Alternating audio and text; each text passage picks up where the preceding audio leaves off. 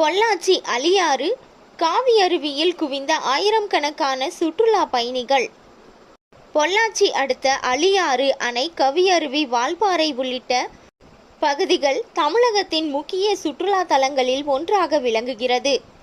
இங்கு வெளியூர் மற்றும் வெளிநாடுகள், வெளி மாநிலங்களில் இருந்து ஆயிரக்கணக்கான சுற்றுலா பயணிகள் நாள்தோறும் வந்து செல்வது வழக்கம்.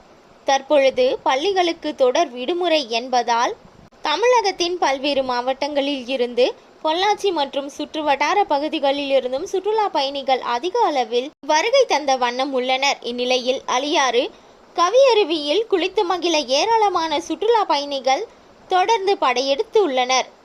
கவியருவியில் நீர்வரத்து கணிசமாக விழுவதால் சுற்றுலா பயணிகள் நீண்ட வரிசைகளில் காத்திருந்து குளித்து வருகின்றனர். விடுமுறை நாட்களில் தொடர் கவியருவிக்கு சுற்றுலா பயணிகள் வரத்து அதிக அளவில் இருப்பதால்